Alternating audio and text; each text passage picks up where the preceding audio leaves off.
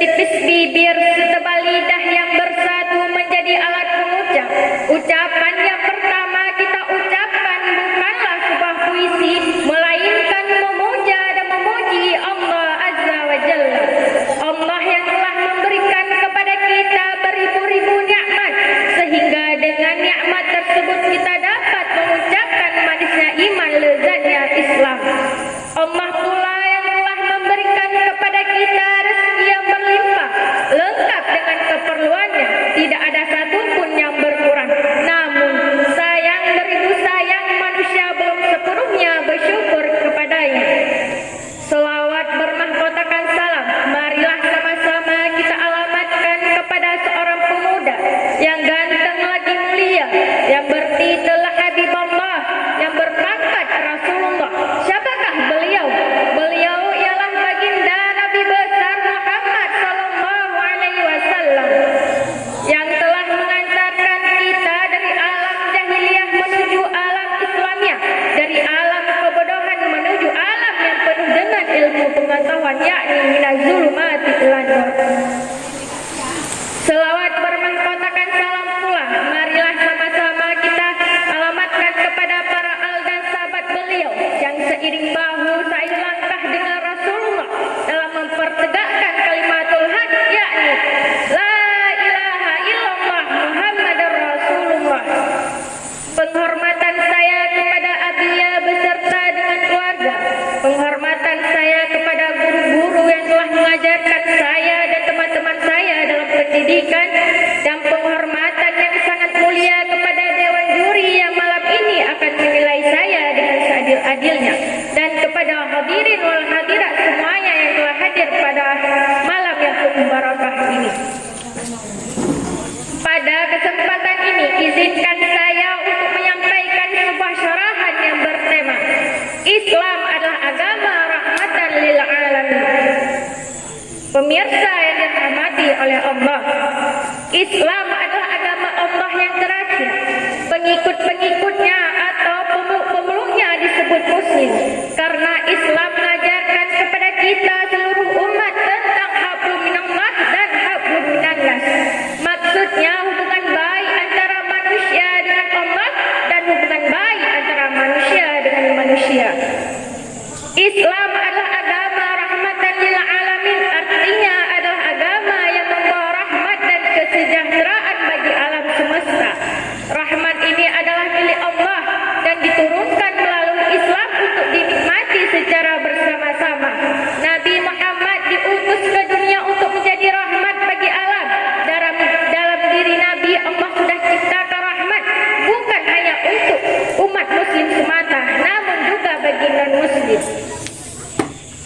Pemirsa yang dirahmati oleh Allah, sejak kita membuka sejarah Islam pada masa jahiliyah, banyak suku dengan semangat kesukuannya, agama dengan semangat keagamaannya, aliran dengan semangat kealirannya. Maka tidaklah heran jika salah satu di antaranya menentang berpikir yang lain, maka timbullah pertumpahan darah, di mana akan banyak terjadi pembunuhan. Bayi tanpa dosa dibunuh dengan kejamnya, anak-anak nangis kehilangan orang tua, banyak istri menjadi janda karena ditinggal mati oleh suaminya. Maka pada saat itulah Allah Subhanahu wa taala mengutus Nabi Muhammad dengan membawa petunjuk agama yang hak, yakni agama Islam. 13 tahun Rasulullah sallallahu alaihi wasallam berdakwah, menerangkan kalimat la ilaha illallah Muhammadar Rasulullah. Beliau berhasil merombak umat yang berpecah belah menjadi umat yang bersatu, merombak umat yang biadab menjadi umat yang beradab, menciptakan umat yang jahiliyah menjadi umat yang penuh dengan rasa persatuan dan persaudaraan.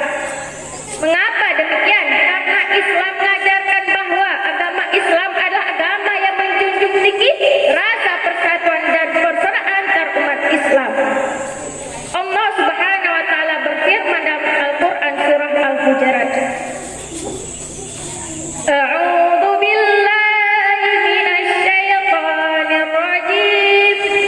Bismillahirrahmanirrahim.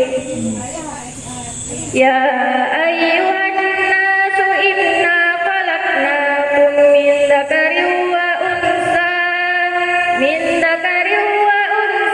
wa ja'alnakum syu'uban wa qabaila lita'arafu. Wahai manusia, sungguh kami telah menciptakan kamu dari seorang laki-laki dan seorang perempuan, dan kami jadikan kamu berbangsa-bangsa dan bersuku-suku agar kalian saling mengenal. Pemirsa yang dirahmati oleh Allah, Islam adalah agama yang suka damai. Islam adalah agama yang menghormati perbedaan, karena Islam menganggap perbedaan merupakan suatu rahmat untuk menjalin persatuan. Namun kebanyakan manusia sekarang ini banyak yang menyalahgunakan arti dari perbedaan. Mereka jadikan perbedaan ini sebagai rasa kefanatikan yang akhirnya timbullah perbantahan antar agama. Maka inilah yang harus kita sadari, wahai hadirin. Islam bukan agama yang fanatik. Islam bukan agama yang ngemis. Islam bukan agama yang teros. Namun sebaliknya, Islam adalah agama yang rahmatan lil alamin. Cinta kedamaian akan tanah airnya. Rasulullah sallallahu alaihi wasallam bersabda, "Hubbul watan minal iman." Cinta tanah air sebagian daripada iman. Untuk itu mari kita saling menghormati, menghargai, namun dengan batasan. Lakum dinukum waliyadin. Pemirsa yang dirahmati oleh Allah, suatu hal yang lebih menyakitkan hadir.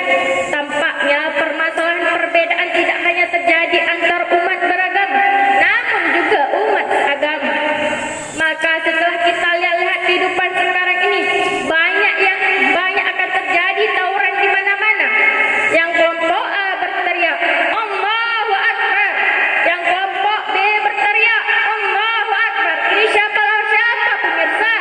Dulu Bung Karno berteriak, Allahu Akbar. Yang dilawan kafir, wasokana si Ali lawan si Hasan. Si Ali berteriak, Allahu Akbar. Dan si Hasan berteriak, Allahu Akbar. Ini siapa lawan siapa? Mengapa nama Allah yang ditusahkan dijadikan pelampiasan sama kita? Nah, menimbulkan kerusakan jangka yang panjang. Kesimpulan. Ayat ini mengisyaratkan kepada kita bahwa umat Islam adalah umat yang satu, yang mengikat rasa tali persaudaraan dan berpegang teguh pada kalimat Allah. Karena persatuan dan persaudaraan Islam merupakan dasar fondasi untuk menciptakan kebangunan yang kokoh. Dapat kita pahami bahwa agama Islam adalah sebagai perekat pemersatu antar umat beragama dengan umat seagama. Oleh karenanya ada dua langkah untuk menciptakan rasa persatuan di seluruh pelosok tanah air kita ini.